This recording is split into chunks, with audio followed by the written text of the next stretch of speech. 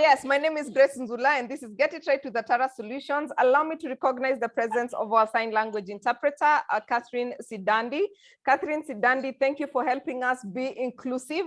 She is based in Mombasa, and she can travel the world. If you have an event looking to how to accommodate or include a sign language interpreter, Catherine is there. She does a lot of work in Mombasa with the deaf. And you can find out more from Catherine. She's been awesome for us in season 3. And we're really, really grateful, Catherine. Thank you so much for doing this. And allow me to recognize our partners, the people who have enabled us carry on these sessions. We have Balkan Housing. Balkan Housing is a real estate and property management firm. If you're looking to purchase a piece of land, or if you have some building that you're looking for people to manage, kindly get in touch with Balkan Housing. We also have Stallion Construction Company Limited. Stallion Construction is also, as the name spells it, is a construction company, and they're based in Nairobi. If you're looking to renovate anywhere in this country, renovate your house or do a building, Stallion Construction will be there for you. We also have Pathway Service Solutions. Pathway Service Solutions is a training firm. They have trainings on their LMS. LMS is Learning Management System. If you're looking to do a course which is self-paced, you can be in touch with Pathways Service Solutions. We've done quite a number of trainings with them. They volunteered to give you gifts in season 2. A lot of people benefited. They actually give certificates, which is very different from Get It Right. We don't give certificates for these sessions. So Pathway Solutions, thank you for your partnership. We have Wandi Restaurant. I'll be able to project their logos at the end of this. We have Wandi Restaurant. Wandi Restaurant is a restaurant based on Nairobi Nyeri Highway, and they have awesome food. Please make sure you stop by. They're at Ola Kambiti. Ola Kambiti is located on Nyeri Nairobi Highway. And then we have a Career Management Center. Career Management Center is also a HR consulting firm. Most of you have been with us. You have met Jane Mutisia. She was our guest last week. She's also a partner with us. And then we have WeClean. WeClean is a carpet cleaning company. They're based in Karen. They actually have a machine that cleans your carpet in 6 minutes. 6 minutes. Like you remove your carpet today, they collect it. They are able to deliver it same day, or because of Nairobi traffic, they probably will deliver it tomorrow. So they call themselves WeClean. You can check them out on their social media platforms, and or get in touch with me and I'll be able to hook you up. So it's nice to see you guys. I have not seen faces in a while. John Mutisi, asante sana, karibu sana. And allow me not to waste a lot of time, because I know John has a lot in store for us. So allow me to just hand over to John, who will introduce himself and the team, and we can get the ball rolling. Today, it's going to be as practical as you can. So over to you, John. Thanks very much, and good evening, everybody. It's probably good morning or good afternoon for a few others. Pleasure to be here. My name is John Cornwell, and I'm coming from a network of facilitators, which we call Homogenous Tower. We're facilitators who work on social inclusion issues, diversity, equity, and inclusion, which is what it's known as by some others. Let me hand to my colleagues who can also say hi. Mary, please say hi to everyone. You're muted, Mary. Good evening, everyone. Good morning, good afternoon, wherever you are joining us from. Happy to be part of this discussion. My name is Mary, but I'm joining you from Mombasa. I'm a social inclusion facilitator, a trainer. I have vast experience and knowledge in project management and development work. I have worked with different organizations in education, children's rights, and so many others. But for today, I'm so happy to see some of you, and I'll be happy to be one of your facilitators. Welcome, and back to you, John. Thank you. Thanks, Mary. Mick Garrison. Good evening, everyone. It's amazing to see all of you here, and I think I've just made 100 new contacts now. This is beautiful. Here, my name is Gary Shonwere, and I'm from Nairobi, based here in the city, and I'm happy to be here, coming from experience for business management and much more on community development. So I'm here to learn as I share my learning as well. Thank you.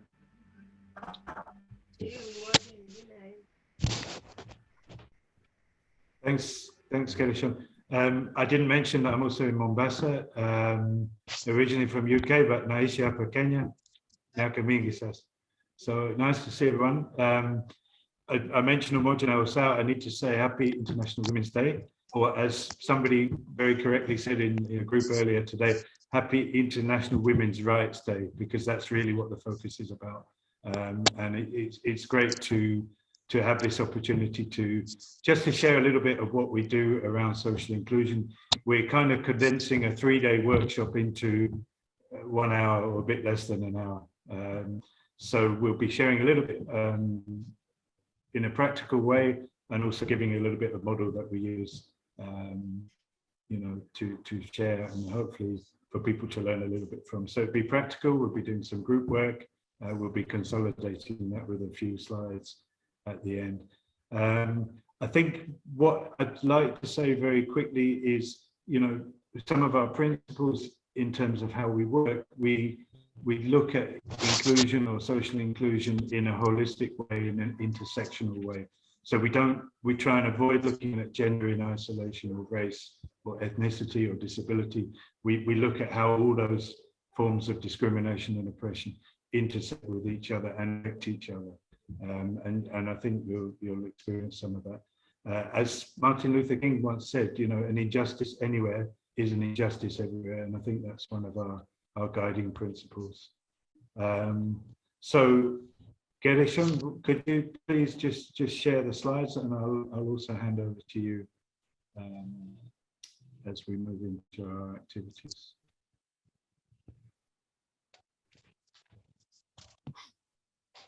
Yeah, in fact, this is the one quote that you would have seen in the publicity, and it's a great one.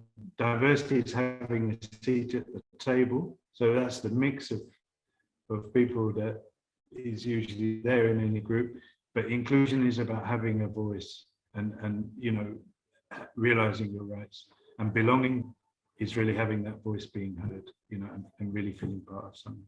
So Gershon, over to you. Gershon, you're muted. Yeah, thank you, John. And just on the next session now, we are going to do something interesting, an interesting activity that will break in a room. So I want us to just have an open mind and just think wide. I know most of us are either in business or are in organizations that are in one way or the other doing business. So today we've decided that we want a new community completely. We want to start afresh. We want to create a society that really subscribes to us and we understand. And in that case, we're going to do something called a fresh start. So in the fresh start is, you've been given authority as a group to select a number of people that you're going to move with to a new place, a new community, and start it all over fresh, somewhere that you feel that this is the environment I would want to be. So as I share the screen, it's going to explain what the fresh start is all about, and how I will share also the characters. So the fresh start says you have an opportunity to move to a new island where you have been asked to develop a new community. The boat owner who dropped you has sent a WhatsApp list of 8 people from which you can choose 5 to join you on the new island to develop an effective company. So you have to go and develop an effective company, and you only have to choose 5 out of 8 that you're going to share. So The 8 characters are here. So fresh start character number 1, an expatriate manager aged 57, a casual officer, a casual office assistant, a Maasai security officer, a gay accountant, an employed youth from Northern Kenya, a deaf driver, a pregnant human resource manager, a religious leader, and a counselor.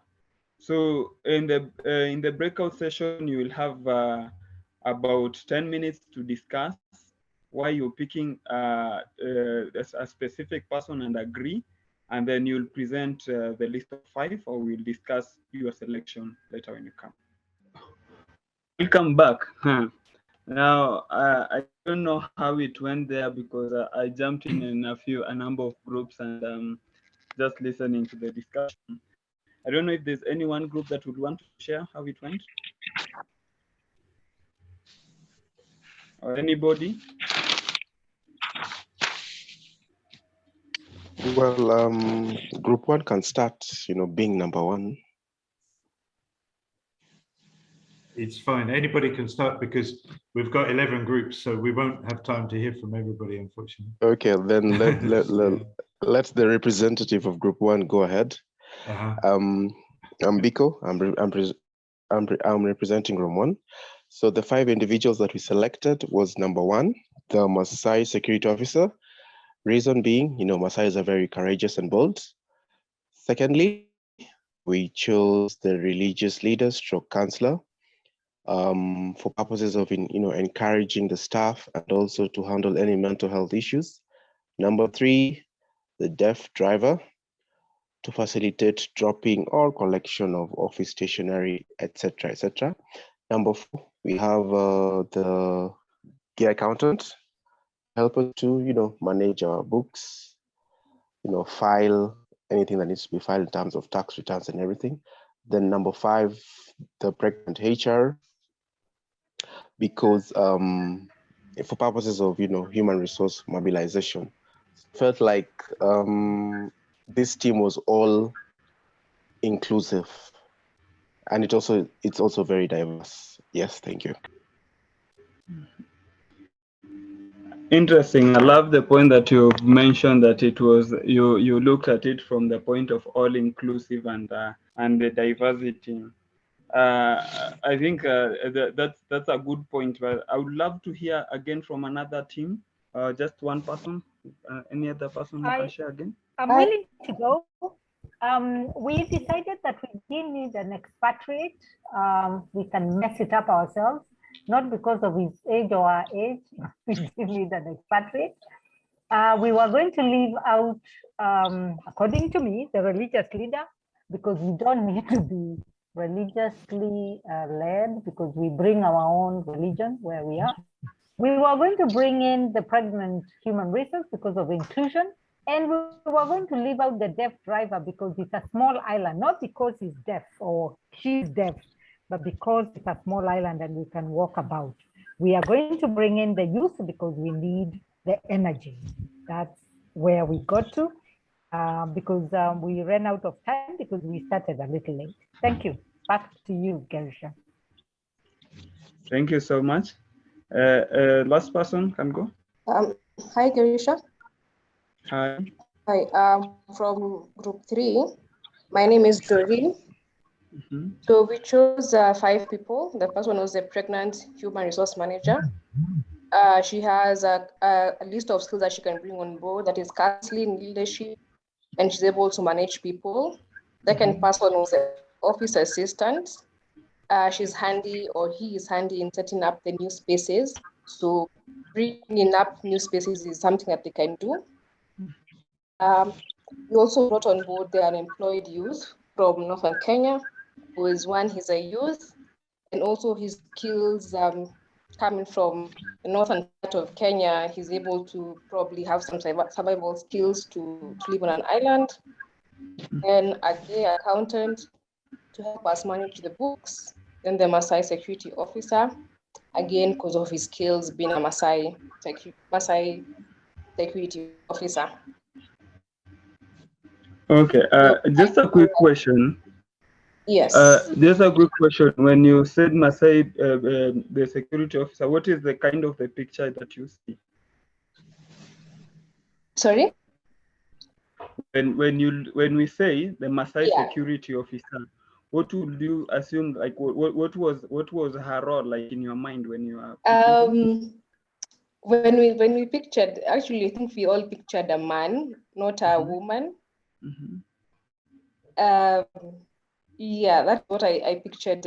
Tall Masai man. Actually, we didn't picture a woman, or I didn't picture a woman. That was honest of you, and I bet most people did as well. Yeah. And that is our stereotype, isn't it? If you say a Maasai person, must be a tall man. Yeah. Yeah. Now I'm realizing what I've just done.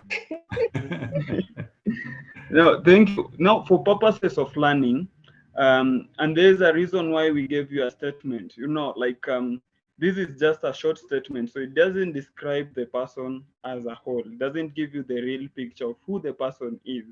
So there is it's interesting because this already pulls out some of the attitudes that we will have towards a specific person. So, for example, in your normal work life, wherever you are, when you hear a statement about a person, oh, there is a Maasai lady, or there is a short man waiting for you outside there. It's already your attitudes are going to come out, and it's going to define how whatever the next step is. And when we talk about attitudes, and as I'm sharing this, is that during this process, what were things that were able to be brought out? Number one, we had our assumptions. Like, for example, when you say, I assumed it was a he, but the statement did not say whether it's a he or a she. Understand? Then there are other things that were brought in, like the stereotype. Like now, in one of the discussion I had somebody bringing an argument and saying like we have the religious leader to counsel us in case of an eventuality with the gayness.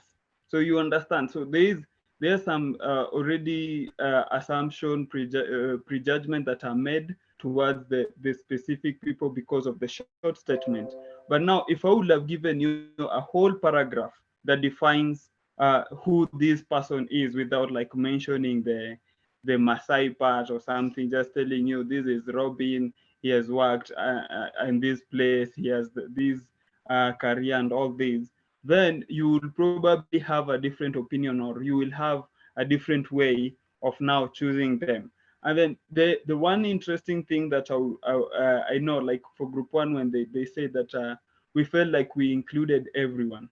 But it would be interesting. I don't know if any of you in the group have thought, what are you going to tell the 3 people that you left behind? What is the message you're going to give them? Because if you say that, yeah, we are inclusive, we've brought in, our team is so diverse, we've taken care of everybody, but what will you tell the others? How will they feel once you tell them that we've left you, and then you give them the reasons to why you actually left them? Understand? So those people are going to feel like they are left out, regardless of your explanation, because that's your opinion. That's what you've used your attitudes to define, like who needs to go, who needs to go. It would have been interesting if a group would have said like, why don't we take all? Why don't they both go and come back and pick the 3 remaining? Understand? So it is because we gave you an authority, and then you went and exercised the authority without questioning that what is this authority going to do over the 3 people that are going to be left behind? Because those people, they all care. All they want is that they want a job. They want to work in this new company.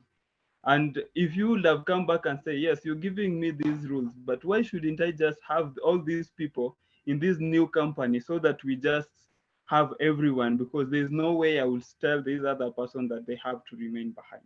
So I want you to just start asking those questions in your mind and just relate to the real life. Like now, what happens in a society if someone was in a situation that somebody was left out because of such a statement?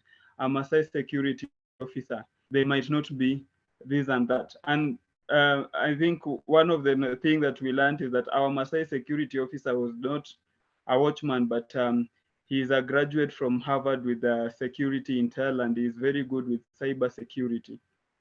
So if I would have given you that description of that security officer, then probably it would have been different the way they would have been picked. And then also in the most discussion, there was a reference of he, we want him, we want he. So the question is, we did not define any gender. And then automatically in our heads, we already give them the gender and all that. So it already shows how things and decisions and way we make the decision and judgment towards other people. And that's the attitudes. Yeah. And then, I mean, a question to, you know, the group who mentioned that you might be a counsellor to deal with problems with the gay accountant. I'm wondering, is that financial problems to do with their accounting, or maybe that's why you need the manager there? Eh? So we usually have a character who's identified gay, but then we don't know who else among those people is gay. It's only one person that we know for sure, you know, just as with any group of people, you know. And as Gershon said, we have very limited information. Interesting, one group said, well, the deaf driver would be difficult for them to coordinate, you know, with the others, or for him, I heard, you know. We don't know if it's a him or a her. And I read something not long ago which mentioned that actually deaf drivers basically have much less accidents than hearing drivers, you know, and they're that much more focused. There was a whole study done about that, you know, which I found fascinating. So you might go with the deaf driver, you might feel a lot safer with that person than a hearing driver. Okay, let's move on and just have a look at the next part of this model. Gershon, can you just share on the slideshow so that we can do it just bit by bit? Eh? Click on slideshow. Can you see? Yes, we can. Not yet. Oh. But, okay, don't worry. So this is what we call the model of discrimination. So we saw that our attitudes were coming out, our assumptions that we made about people, some of the stereotypes we had, and some of the prejudices and the values which we hold very deeply. So in brief, those attitudes are always with us and they're in our head, and we've all grown up with those kind of biases and so on. But then if we have some power to act, if we have, you know, just some kind of authority to make a decision, which is what we gave you. We asked you to choose 5 out of 8 people. We gave you some power. And what did you do with the power? You added to some of the negative attitudes, and you discriminated against the other 3 people. I don't know if there's any group that chose all 8. Eh?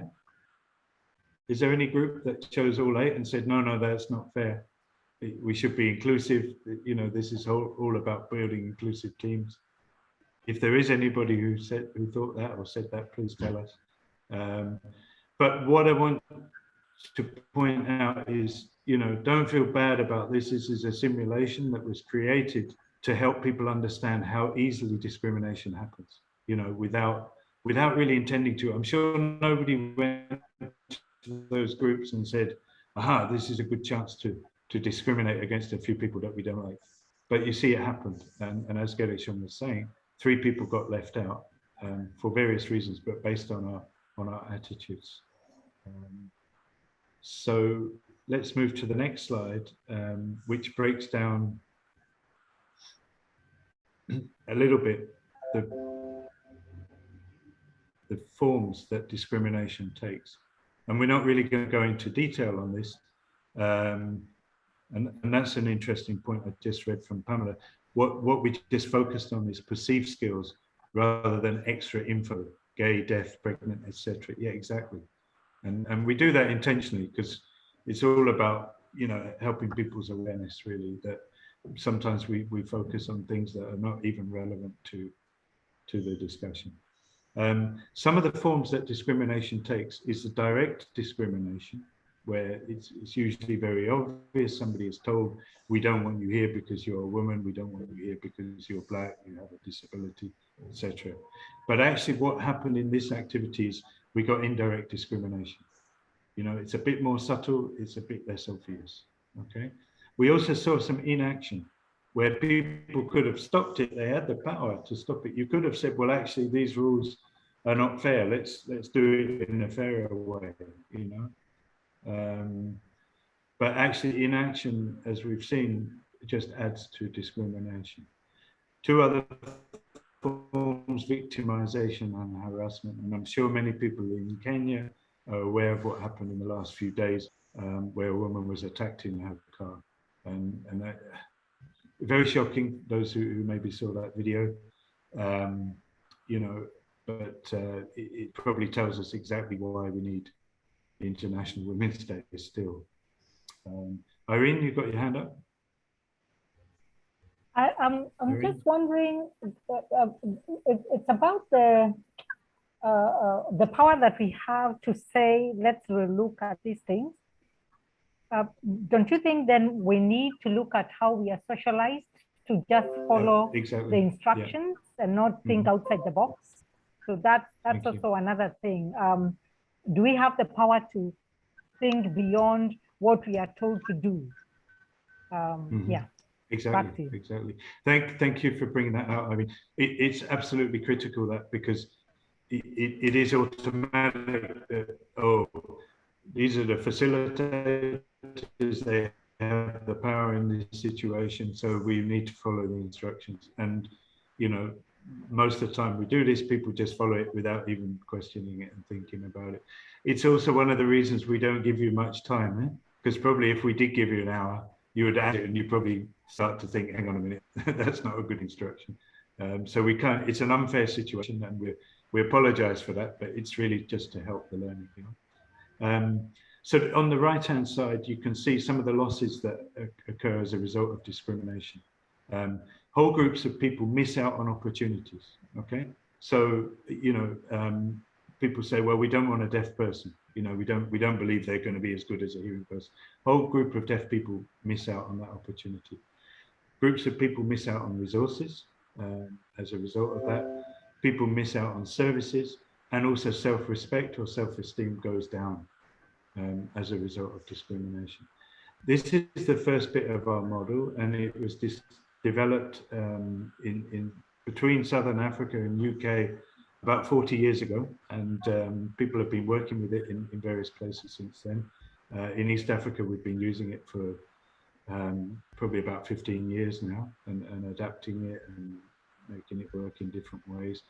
And I think what's important is that we understand that discrimination then leads to exclusion and oppression, and which are very deep rooted, and they're rooted in what we call the ideology of superiority. It could be the ideology of male superiority, could be the ideology of white superiority, the ideology of able-bodied superiority, etc.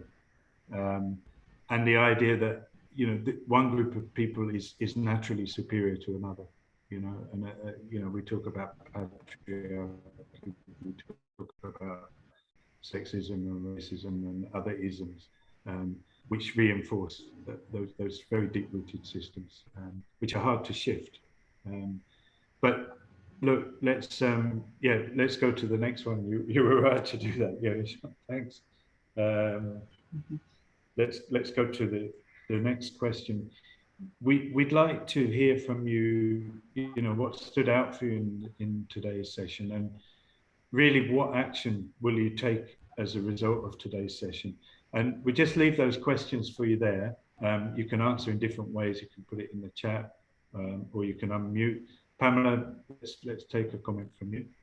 You've had your hand up several times. Thanks for being patient. No, that's okay. So in my group, I think I was the only person in the group who is not based in Africa. and I have a better internet connection. And so I was also the only one who opened my camera in the breakouts. And nobody said anything for the first couple of minutes, or probably it felt like a couple of minutes. It may have been 30 seconds. And they're like, so Pamela, do you want to lead the group? And I was like, well, not necessarily. Does anybody else want to do it? I'm just here like you are. And that was interesting experience for me, because I didn't necessarily want to do it, but yeah, I tried to, and we had more of a philosophical discussion, debating, are we going to, I proposed, are we going to eliminate 3 people, exclude them, or are we going to select 5? And then we had some debate about which ones, the ones that spoke up opted more to choose 3 to exclude that approach. So that's just feedback from our group. Yeah, it's interesting you use the word eliminate. I've heard that in workshops before, and I think people don't realize the implication of what they're saying when they use that word. But yeah, I mean, this activity is kind of challenging us to think about, well, how easily we exclude people from a group or from a situation. I'm going to leave these questions up and hand over to Grace, and I think she's also going to do a bit of Q&A. But feel free to answer these in any way you like. So, Grace? God. All right. Oh, so thank you very much for that interesting session. And I apologize to the people who are in and out. Unfortunately, I forgot to check the setting for live stream. And today we are using, we normally use webinar. That's how we are able to accommodate about 1,000 people. But today we are using minutes because we needed breakaway sessions. Unfortunately, I missed out on these things of habit and what you're used to. I missed out on the setting for live stream where it would have enabled us to either go live on Facebook or YouTube. But nonetheless, I believe we are learning. So I'm just trying to look for questions on the chat about how you can get a fresh start. Okay. Now, but John, if I may ask, yeah? Yeah, no, we've got a good comment from Maureen. I'd like to read this out, who says we should be more inclined on what a person is able to bring on board in terms of performance than focus on gender, being able differently, religion, etc. When we look at the latter, discrimination sets in. Great point. Thank you, Maureen. Yeah. Yes, sorry, Grace. Yeah. Now, there's a lot of misconception that when we talk about gender balance or diversity and inclusion, we normally refer to just having women on board. And I know you spoke about that at the start, but if you can just give us a summary, like in one sentence, why do we have this perception? Well, I mean, I think historically we know I think we should have an understanding that men have dominated in many ways all around the world. The system of patriarchy and sexism isn't unique to one country. So I think the majority of people who've struggled for gender equality have been women. They're the ones who've been feeling the pinch more, if I can put it that way.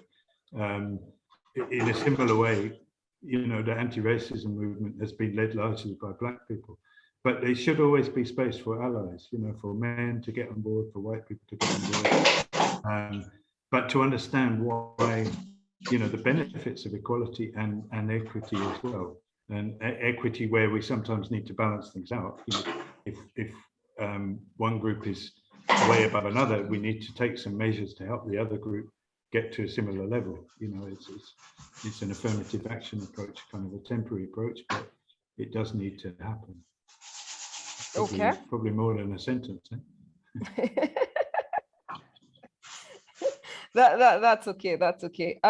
Because I'm just wondering, seated here and as a HR professional, and we have quite a number of people who are in HR. I think most of us struggle with the unconscious bias and especially in workplaces, we really don't pay attention to it. But practically, what are some of the things in the workplace? This is purely for workplace people, because 50% of the people on this call are HR professionals. What can we do? Yeah, good question. And maybe others can also share in the chat their thoughts. But I think, yeah, awareness is the first step, you know, and understanding, you know, that imbalance is not actually good. And there's lots of studies that show that, you know, companies are far less productive when they're not inclusive, when they're not gender inclusive and have other forms of inclusion. So there's an economic argument as well. But there's also a moral argument that says, you know, everybody has rights. I think if you're in a position of power, you have to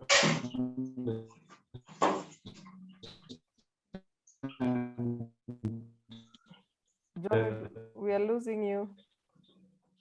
It's about using that power wisely, you know. John, you can go back to. There are lots of cases where you can say, and the law allows for it. Wait, sorry about that. What I was saying is that there are plenty of cases where you can take affirmative recruitment. If you see that a particular position is dominated by one group or another, the law allows you to take steps to redress that balance, you know. We've got all kinds of laws in Kenya that allow for ethnic balance, that allow for gender balance. And so if you're in a position of power, you have to, you know, take that opportunity to ensure that that you take practical steps to address that. Another thing, obviously, is training and ensuring that people understand the importance of that, of inclusion and equality and equity. Let's hear from Rehema. Got her hand up there. Mm-hmm. Yes, thank you, John. I wanted to contribute to her question. The most important thing is we need to have, or organization or company needs to have a policy in terms of social diversity and inclusion policy. This one can also be in line with the staff code of conduct or HR manual and policy. When you want to come up with social diversity and inclusion policy, you have to, it's supposed to be a participatory one. As John has said earlier, have training for staff to really understand the context, and later on, let the staff contribute to that policy. What do they think in case maybe gives a different scenario? How would you accommodate, how would the company organization accommodate persons, the minority group? And does the organization have capacity to do so? If it does not have capacity to do so, it means that the organization needs to have resources for it itself to implement that. This one should cut across not only the HR policy, but even the existing policies within the organization. Thank you. Thanks, Rahima. Thank you very much. Good to see you here. Can I say something quickly in response to that? Is that okay? We have time? Yes, go ahead. Sure. Okay. I just want to say, this is a debate that often happens, or similar to me to a debate we have in Europe between quotas and targets. So when you make a policy, you're kind of forcing people to do something as opposed to educating them and getting them to want to do it. And it's an ongoing discussion. You know, what's the better approach? In France, where I'm based, they chose quotas because they tried targets. So they made laws because trying to educate people to do it differently wasn't working, and the quotas did.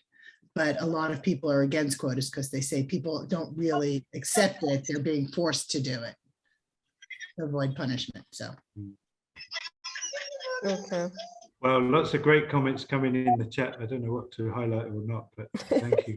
It's really great to hear, you know, the learning points. And you know, we've done a little bit today, but to be honest, this is a much longer and deeper workshop. You know, we just wanted to give you a flavour of what we do. You know, but I wanted to come back to where we started, which was with that beautiful song, "How Deep Is Your Love?" You know.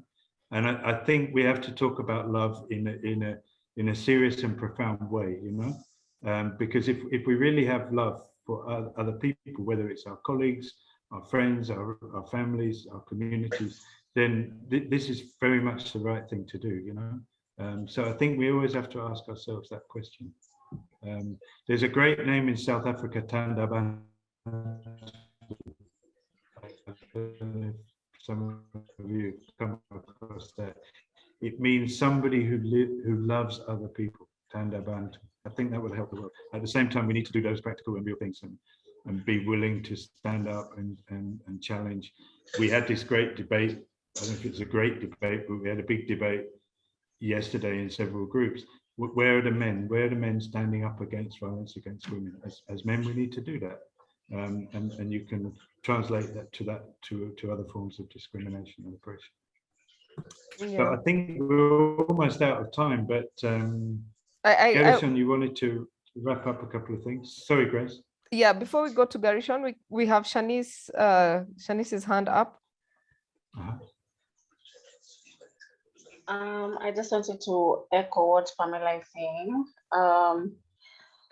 Like, for example, there is an organization in Kenya called DEC. It's for, you know, people who have hearing impairment, and they have like a toolkit that helps you understand the deaf culture. So if that is shared amongst very many organizations, then we would understand why we need to have such people, not just people who are hearing impaired, but people also who are visually impaired. We need to have such toolkits so that as we understand what is happening with them, we can also understand how we can include them.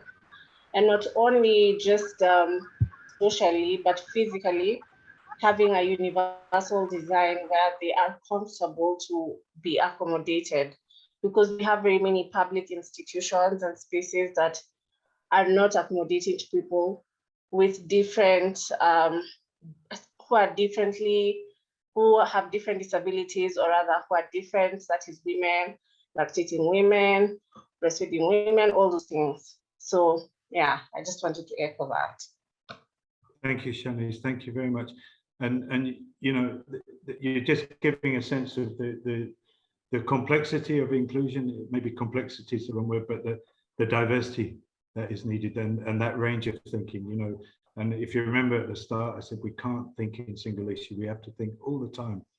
You know, are we including women? Are we including women with disabilities?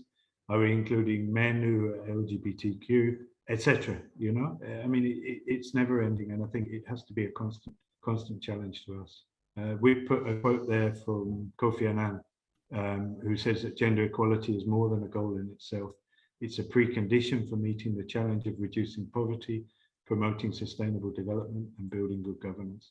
And I think, you know, we could even broaden that and just talk about equality in general. You know, it has to be at the heart of our work, you know, whether we're in HR, whether we're business owners, whether we're regular employees, or whether we're not working. You know, it really has to be in the forefront of anything we do. And that way we can make progress in terms of our companies, our communities, our societies, etc. Gershon, maybe over to you. Yeah, thank you, John, and thank you, Grace, and everyone who have just shared. I just to also build up on the point and the discussion. There are very good points that have come in the chats that are really interesting and just building up on the discussion.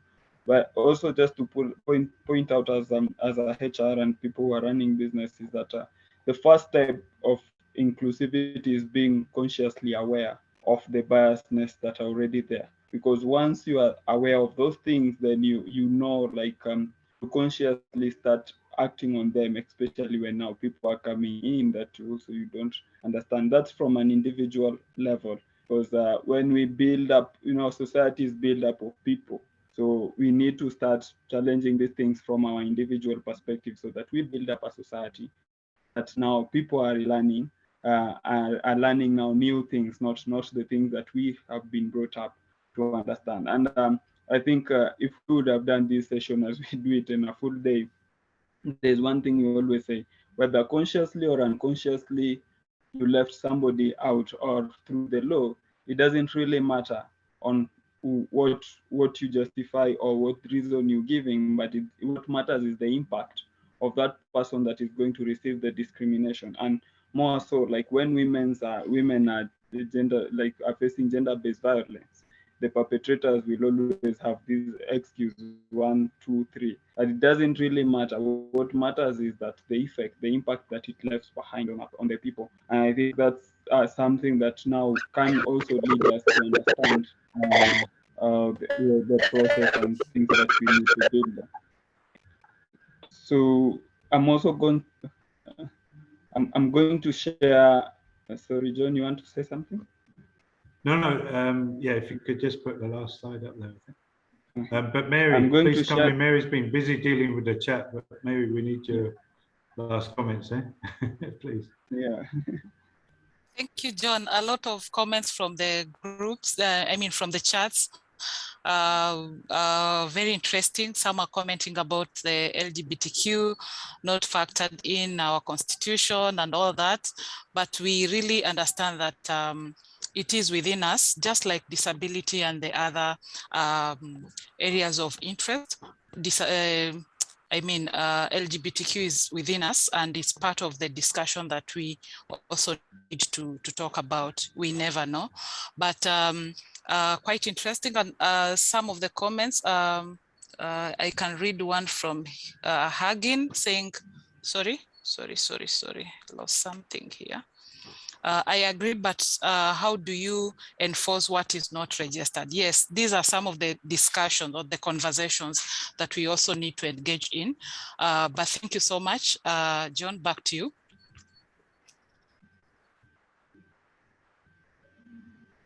All right, thank you, Mary. Thank you. Well, this sheet that you're seeing, you don't need to worry about. We'll actually send you this. So you know you've got some resources that you can follow up on. I think our time is almost up, so we better hand back to Grace who's going to close it up for us. All right. Thank you so much. I think I agree with you. We needed more time for this, but I am glad that we have covered. We need another 2 hours, don't we? You know. At least. That's correct, but we are thankful that we got to kickstart the conversation. I normally say, let's just start the conversation.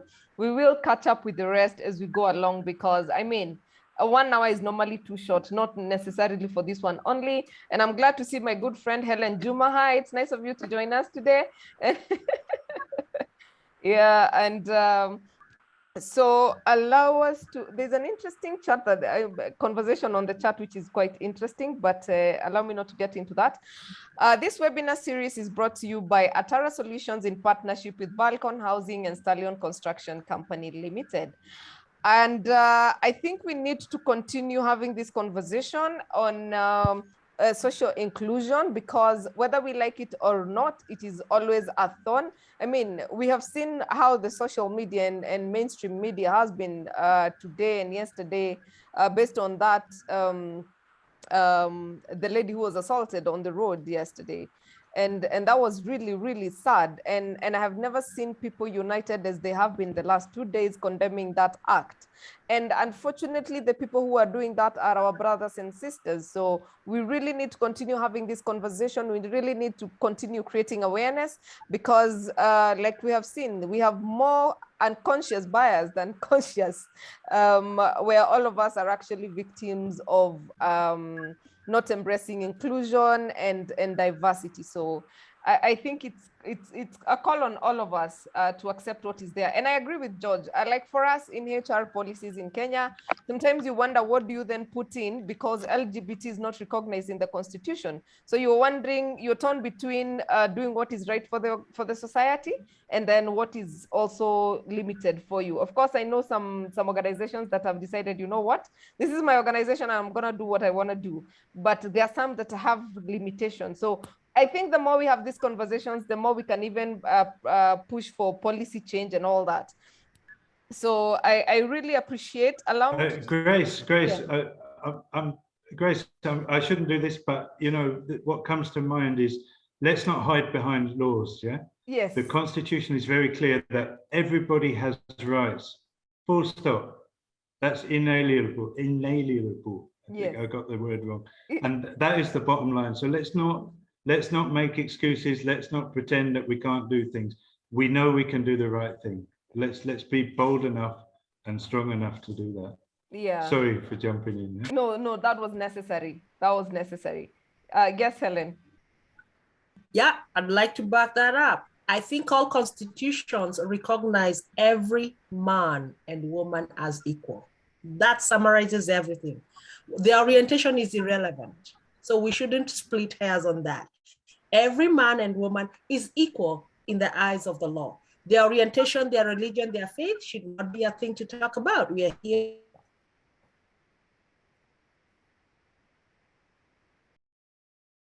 Okay, we have lost you, Helen. Helen, we lost you for like 30 seconds. Oh, I said that in the Constitution, sorry about that, we are all recognized as equal, man and woman, irrespective of their religion, faith, or sexual orientation. So whether it's LGBTQ, Muslim, Christian, or Black, white, that's us trying to split the hairs and looking for a law to back it up.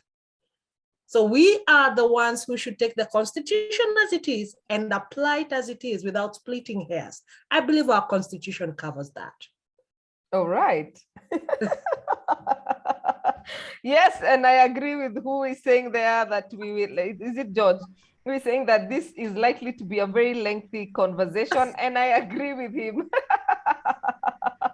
But I'm glad that we've gotten to start this, and I think I will, as part of my making sure that I am also part of the solution, I want to try and hold a social inclusion or diversity talk every quarter, as long as Get It Right is happening, so that I can also support and be the part of the change that I want to see. So thank you very much, John, for reminding me that I'm part of the solution. Allow me to just give accolades to our partners. We have Balcon Housing. Balcon Housing is a real estate and property management firm. They are, if you're looking for a piece of land anywhere in Kenya, they'll be able to sort you out. We have Stallion Construction Company. Stallion Construction is a construction firm that is based in Nairobi, but they do construction everywhere in Kenya. We have AIMS College of Business and Technology. AIMS is a college, if you're looking to do your CHRP or any other business course, please get in touch with AIMS College of Business and Technology. They're based in Nairobi City Center. They actually have online classes. So if you're looking to also not leave your home as you go to school, for especially those who are working, please get in touch with us and we'll be able to link you with AIMS College of Business and Technology. We have the Career Management Center. Career Management Center is Jen is a career coach. It's also a HR consulting firm, and last week she was with us doing LinkedIn LinkedIn optimization. She has a session for ladies who have a career gap. By the way, if you dropped out of your work or your career has stalled because you got pregnant and had to take a maternal break, Jen has an event happening this Saturday at 2 o'clock at what do we call it? Heron Portico at 2 p.m. and all of you are invited. If you're a lady with a career gap just because of maternal reasons, please, you can get in touch with me and I'll be able to hook you up with Jane, and you can go and you'll get a lot of support into bouncing back into the workplace as being part of the solution as well. And then we have Pathway Solution Services. Pathway Solution Services is a training and HR firm. They have trainings, a lot of trainings loaded on their LMS, and you can actually do the trainings by yourself and you can get a certificate after the training. So there's a lot of information. They have over 130 training topics and materials loaded on their LMS. Sorry. And then we have Wandi Restaurant. Wandi Restaurant is a restaurant based in Nairobi, Nanyuki Highway. It's at Kambiti. Wandi Restaurant, it's at Ola in Kambiti. Ola petrol station, there's a restaurant there called Wandi. Their spinach is out of this world, my God. And then we have Wicklin. Wicklin is a carpet cleaning company. They are based in Karen, but they pick up and drop your carpets from wherever it is in Nairobi. And especially if it's too far, like Syokimau, they'll need to have a group so that they can collect and it makes sense for them. But they do cleaning in 6 minutes. Your carpet gets clean within 6 minutes. Can you imagine that? So you are able to, if they collect your carpet this morning, they're able to deliver it today, the same day, or if they collect in the evening, they deliver it the next day. So we have weekly, and you can check them out on their social media platforms on Instagram and Facebook. And yeah, that will be it. Thank you so much for being here, John and team, John, Gary, Sean, and Mary. I have totally enjoyed this session, and I really hope we have more time. Please answer when we call on you again. And John, you're trying to be Catherine, and I hope you can invite Catherine in your next training. Huh? When you're doing something in Mombasa, please make sure Catherine is part of the team for the inclusion part of things. And somebody is talking about mental health. I think I had Biko. Yeah, thank you for that. That's really good to highlight mental health. And that's the point. We keep learning, and we keep learning about new areas and exploring new areas. And I said it in the chat. Yes, it's a long discussion. So let's keep the discussion going wherever we are, in our homes, in our workplaces. It's not just a one-off where we talk about it for an hour and that was interesting, and you know, and then we move on. Let's make this central to our lives. Yeah, and Biko, if I could just also come in, we have done a lot of mental health in 2020 and 2022. I mean 2021. If you go to our YouTube channel, you'll find a lot of mental health discussions, because last year we did quite a lot of mental health, mental support in the workplace. What do we need to do? How do we deal with loss? Because we kept losing loved ones last year.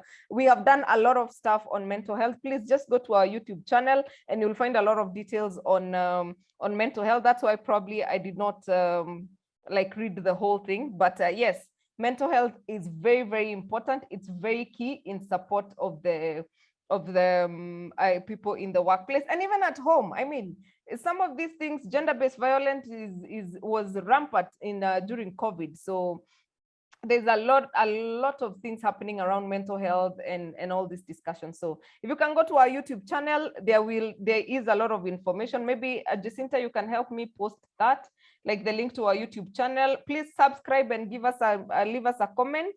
And yes, I saw she also, yeah, there you go. There's a link to our YouTube channel. For anyone who is on this call, please note that if you missed any part of this discussion, it will be uploaded there. Unfortunately, the recording does not record breakout sessions, so you probably will not hear any of that.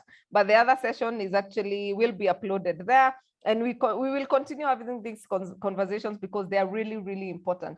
Thank you so much, Mary. I don't know whether you have one line, and I mean one. Closing remark. Thank you, Grace. It has been amazing. So thank you so much. Thank you, everyone. Good night. Thank you. Gary, Sean? Thanks, everyone. It has been a good night. Thanks for the discussion. Keep them coming. All the best. Thank you. John? Nashukuru. I've said enough. And Linda White, thank you so much. You are among the first people to log in on this call. So it's good to see you. And thank you very much for making the time. I have seen Linda White on her camera is on, and I saw her when we were starting. All right, so thank you so much, guys. Apologies that we have taken it to 9:20, but I think it was interesting and we needed to do that. So next week, we are looking at a root cause analysis. And after that, we will jump onto employee relations. So yes, we are here every Tuesday from 8 p.m. to 9 p.m. We will send out, I don't know, John, you're sharing the presentation? Okay, so we will do a thank you note on your email with the link to your YouTube channel and also the notes from John and any other resource details that you may have, including how to get in touch with Umoja. So thank you so much, guys. Have yourselves a lovely night, and we shall see you on Tuesday. My name is always Grace Nzula, your host, and Catherine Sidandi, our sign language interpreter. Always see you next week.